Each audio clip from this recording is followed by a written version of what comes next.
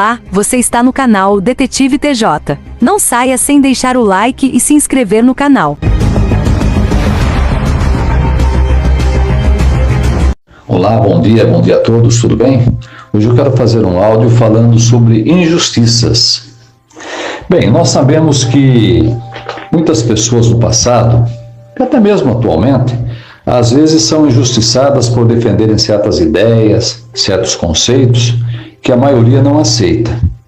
Por exemplo, no passado, tem uma grande injustiça praticada contra um senhor, um cientista chamado Galileu Galilei. Esse senhor morreu em 1642. Pelo fato dele não aceitar a ideia de que a Terra era o centro do sistema solar, mas sim que o Sol, que era o centro do sistema solar, ele foi julgado pela Inquisição Católica e, se ele não se retratasse, ele seria queimado vivo. Mas como ele se retratou, ele sofreu a prisão domiciliar. Já Giordano Bruno, também um cientista e padre, esse padre da Igreja Católica, ele defendia praticamente as mesmas ideias de Galileu Galilei, mas como era um homem de personalidade forte, ele não se retratou e ele acabou sendo queimado vivo pela Inquisição Católica. Bem, mas eu quero falar aqui de um outro personagem que viveu no século XIX. Quero falar aqui do médico Ignaz Semmelweis. Ignaz Semmelweis era um húngaro. Ele se formou médico e nos meados do século XIX ele foi trabalhar num grande hospital em Viena, na Áustria. O Dr. Semmelweis, ele começou a notar que de cada 4 mulheres que davam à luz, uma morria de febre puerperal. E aquilo começou a preocupar o Dr. Semmelweis. E ele começou a formular certas teorias para descobrir por que aquelas mulheres morriam. Uma delas era que ele notava que as mulheres que eram tratadas por parteiras sobreviviam, já aquelas que eram tratadas por estudantes de medicina e até por médicos mais experientes, muitas delas vinham a óbito por febre puerperal. O Dr. Semmelweis imaginou o seguinte: bem, deve ser porque as parteiras tratam com mais delicadeza, talvez mais carinho, e os médicos são mais objetivos, né? Mas ele notou que isso não era verdade. Aí ele passou a formular uma outra teoria. Ele notava que quando chegava o padre ali para fazer oração para aquelas mulheres que estavam ali para dar à luz, ou para algumas que já tinham dado à luz, ele apertava uma campainha e aquilo causava um grande pânico nas mulheres que estavam ali no quarto. Por quê? Porque muitas daquelas mulheres estavam ali em fase terminal praticamente. Então o padre ia lá mais para dar extrema-unção. Ele achou que talvez o toque da campainha levasse as mulheres ao pânico e que isso matava as mulheres. Ele pediu para o padre parar de apertar a campainha quando viesse ali para fazer oração para aquelas mulheres. Mas ele notou que aquilo também não funcionou.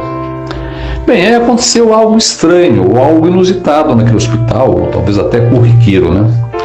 Um médico chamado Jacob Kolestka, ele em 1847 ele estava ali vendo um estudante de medicina fazer uma autópsia e, sem querer, ele acabou se cortando com o bisturi daquele estudante de medicina que estava realizando a autópsia. E o que aconteceu? Aquele corte infeccionou, virou uma infecção generalizada, e aí o Dr. Semmelweis notou que o Dr. Jacob começou a ter os mesmos sintomas das mulheres que morriam de febre puerperal. E esse médico, Jacob, acabou falecendo também. Aí o Dr. Semmelweis aliou o seguinte fato: que os médicos, especialmente os estudantes de medicina, quando faziam autópsias, eles saíam de lá da sala de autópsia tudo sujo, com restos cadavéricos das pessoas que eles haviam feito a autópsia, nas roupas, nas mãos, e vinham ali para fazer o parto naquelas gestantes. Então, obviamente, que eles infeccionavam, né? Aquela mulher estava ali exposta e acabavam morrendo. Então, o Dr. Semmelweis colocou ali uma bacia com água, cloro e cal, e aqueles estudantes teriam que lavar as mãos ali, inclusive os outros médicos mais experientes também. Só que isso causou uma revolta muito grande dos médicos, porque aquilo era uma loucura, achar que um morto passaria a doença para uma pessoa viva. Então o que aconteceu? Os médicos ali se revoltaram, mas o Dr. Semenbais foi firme e ele notou que os médicos que lavavam as mãos corretamente para fazer o parto fez com que as mortes das gestantes caíssem drasticamente. Então as mulheres passaram a sobreviver depois do parto, mesmo feito pelos médicos, porque eles lavavam as mãos, né, nessa solução de água clorada com cal. Mas a grande maioria não aceitou isso. E aquilo fez com que o Dr. Semenbais acabasse no fim saindo daquele hospital e voltasse para a Hungria.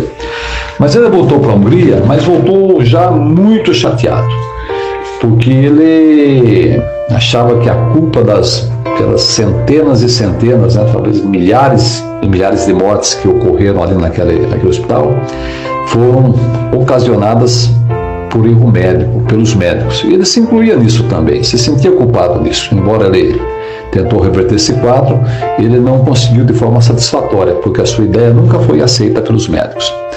Bem, com isso, lá na Hungria, ele sofreu uma depressão severa, e aí um dia os seus colegas levaram o Dr. Semenbais, enganaram ele, né? Mentiram para ele. Falaram que iam levá-lo para que ele conhecesse um diretor de um grande manicômio.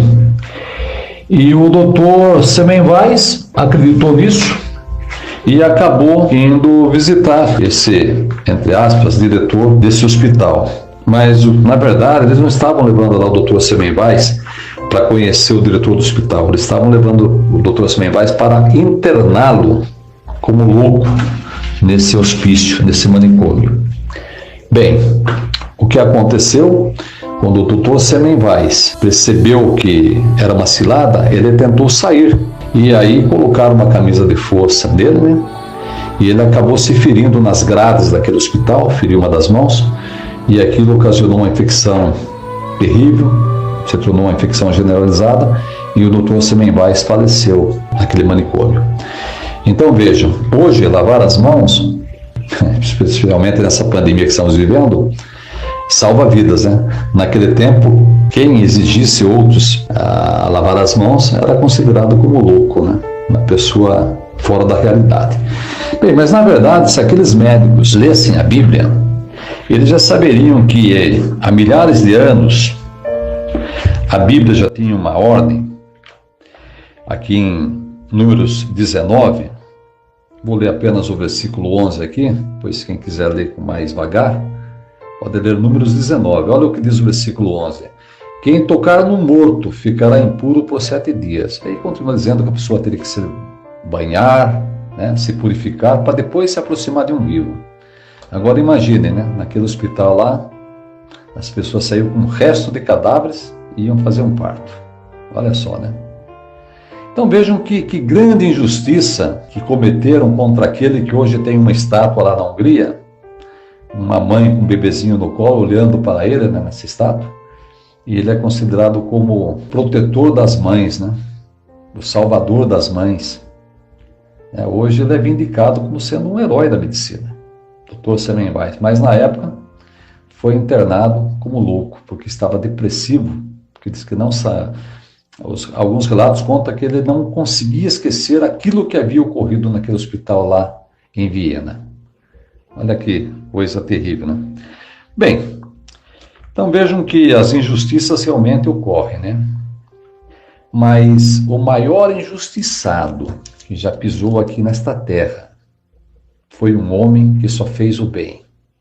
Não teve pecado, curava as pessoas, ressuscitava mortos e pregava que o reino de Deus era a única esperança para essa humanidade sofredora. Deu a sua vida a favor de toda a humanidade e foi pregado como um criminoso no meio de malfeitores. Estamos falando aqui do Filho de Deus, do Filho de Jeová, Jesus Cristo. Mas eu queria citar aqui um relato interessante. Em certa ocasião, Jesus deu visão a um homem cego de nascença. E aí a classe clerical daqueles dias, os fariseus, chamaram aquele homem que havia nascido cego, e questionaram aquela cura.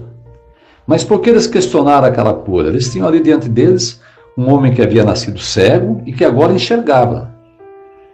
A questão era que Jesus havia quebrado o protocolo daquela classe clerical. Jesus, ele não era quadradinho, ele raciocinava. E ele colocava o amor acima das regras. Tanto que no capítulo 9 de João, versículo 16, a parte A, os fariseus diziam o seguinte, olha, então alguns dos fariseus disseram, esse homem, no caso de Jesus, não é de Deus, pois não guarda o sábado. Olha só que absurdo. Jesus havia dado visão a um homem cego, esse homem estava enxergando, mas ele quebrou o protocolo. Ele deu visão ao homem no sábado. Então, os quadradinhos da época, aqueles que se apegam a regras, às normas, colocando acima do amor, da bondade, da caridade, não aceitaram e aí nós sabemos o resultado, né? Então, se você sofreu alguma injustiça algum dia, alguém fez alguma coisa para você, passa por cima, perdoe. Perdoe, porque o amor não leva em conta o dano. Mostre que você é maior do que as regras. Que o amor que Jeová adotou por meio do seu Filho Jesus Cristo no seu coração é maior do que as regras, maior do que os protocolos. Porque lembre-se, o amor cobre uma multidão de pecados. E não são as regras, não são os protocolos que identificam a religião verdadeira, mas sim o amor. O distintivo do cristão é o amor. Então esqueça tudo aquilo que fizeram contra você e procure amar as pessoas, porque no novo mundo que aguardamos bem próximo, o amor predominará e o conhecimento exato de Jeová vai encher toda a terra.